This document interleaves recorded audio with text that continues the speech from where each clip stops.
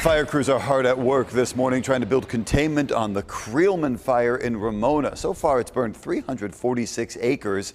Containment's at 20%. It's still burning dangerously close to homes and other buildings. Evacuation orders and warnings are in place just southeast of Ramona for people who live between Ramona Peak and Spangler Peak. Olive Pierce Middle School is the evacuation point for anyone who needs a place to stay overnight. ABC 10 News reporter Olivia Gonzalez-Britt has been tracking this fire all morning. She joins us in the studio right now. And Olivia, this got pretty scary for people who live in the neighborhood known as San Diego Country Estates. That's right. Good morning, Jared. Some good news this morning. 2 evacuation zones were downgraded last night, allowing some people to return to home. But as you can see on this map, several other zones are still in evacuation areas, and places and the crews are continuing to work to containing that fire. But as the fire broke out yesterday afternoon, it was a chaotic and stressful scene to get out of. Evacuation orders went out quickly and many people were trying to leave, and they found themselves stuck in gridlock on Highway 67 for more than an hour. And for many in Ramona, this isn't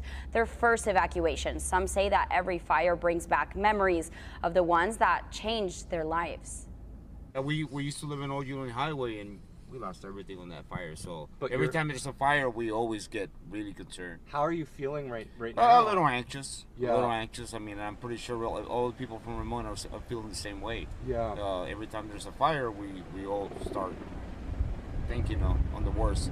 But I mean, we can only hope for the best. It's always tense because it's like you can't plan for it. You know, you just don't know. I'm just happy it's not Santa Ana today, because it could have been far worse with Santa Ana. And this morning, some roads are still closed as crews continue their work. So if you're heading through the Ramona area this morning, you can expect traffic delays, and to give yourself extra time. ABC 10 News will be looking into why the traffic came to a complete stop in such dangerous conditions. If you were stuck in this traffic yesterday, we want to hear from you. You can email us at tips@10news.com. For now, I'm Olivia Gonzalez-Britt, ABC 10 News. And we're going to bring you the latest updates on the Streamline fire, both on air and online. You can also get push alerts sent right to your phone. Just download the free ABC 10 News app. President Trump is threatening to bomb Iranian bridges and power plants as tensions in the Middle East grow. The U.S. hit several Iranian military targets overnight.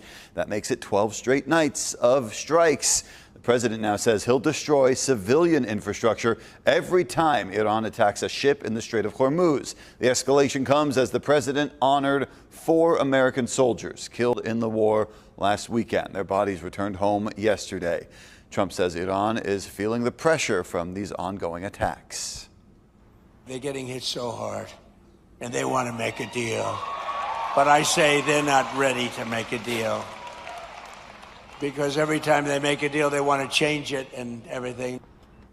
In response to Trump's threats, Iran warns that it will target regional gas, electric, and other infrastructure. It will also prevent the export of, quote, even a single drop of oil. This war is also expanding now into the Red Sea. An Iranian-backed militia in Yemen claims it attacked 2 Saudi Arabian oil tankers there. Gas prices keep going up as the fighting continues. In San Diego, gas went up 3 cents to $5.64 for a gallon of regular. Nationally, it's more the same, a 3-cent increase to $4.09. Super fans assemble. Comic-Con is back in San Diego. I got my Spider-Man belt on. I'm not sure if you can see it in this wide shot, but the doors open in just a few hours, kicking off 4 days of pop culture craziness. People are already lining up outside. Last night was preview night, so we got to see some great cosplay. A few lucky fans got early access to the exhibits and the merch. Our own Supergirl, ABC 10 News reporter Yasmin Ludi is live at the convention center. Yasmin, I'm fired up. I'm sure the people who are down there are fired up. How are you feeling getting ready for the con? Jared, I am fired up. Good morning. It's Comic-Con Day. Oh my God, I just love it. And we're out here bright and early. It's a little bit dark, but people have already started lining up because this is the biggest event of downtown. And here to talk about what makes this event so big is the David Glanter. How are you? what's this year going to be like compared to previous years? Well, we're very excited. I think, we had the pandemic, we had strikes, we had all this other stuff. We've got a really good lineup. We got a good lineup of guests. We got a good lineup of a program. So I'm hoping this is going to be one of the shows to remember. And also a really good lineup. Marvel's making a big splash this year. They've got a new movie coming out, so I'm sure that is bringing much excitement. Talk about that. Yeah, you know what? Marvel's back in a big way, and we're excited about that. Not every studio comes every year or in a big way, but certainly this year this will be the case with Marvel. But we're also going to have Percy Jackson. We'll have Spaceballs is coming back. There's a lot of stuff going on an entire weekend, and I think there's something for everybody. And I have to ask, because this is all about heroes and villains, comic book characters. So in a world where there's heroes and villains, which side are you taking? Well, honestly, I think I'm a hero, but so many people think I'm a villain, so maybe I need to explore that. You might need to explore that. So. Well, I'm a nice guy. Yeah, I can tell you're a nice guy. You do interviews with us every year. So Comic-Con is sold out, which you guys obviously know. So if you didn't get a ticket, there are so many things that you can do outside of the convention center. There's activations, there's small businesses doing things. So get out here, even if you don't have a ticket, and have some fun. Wear your best costume. Sending it back to you guys. All right, Yasmin Ludi live downtown. If you can't make it this year, don't worry. Yasmin mentioned that badges are sold out, but Comic-Con is sticking around for a few more years at least in San Diego. On Wednesday, Mayor Todd Gloria announced a new agreement that will keep the con in town through 2030. He says Comic-Con is part of the city's identity, but it is also a big boost to the city, bringing in 135,000 people, a lot of them tourists. More than $160 million gets pumped into the economy over the weekend, and that leads to about $3 million in tax revenue for the city budget. Speaking of budgets, you don't have to break the bank to enjoy the con. Even if you don't have a badge, ABC 10 News reporter Marie Cornell has all the freebies you can get outside the convention center.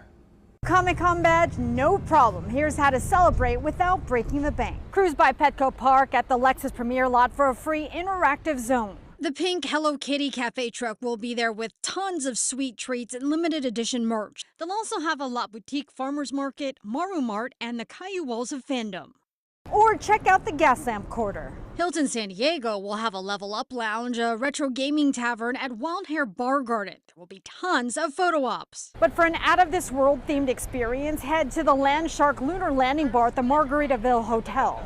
I'm playing with the photo booth. And if you're in the mood for candy-coated sweetness, head over to the Candyland Cafe and explore the real-life version of Candyland. For ABC 10 News, I'm Marie Cornell.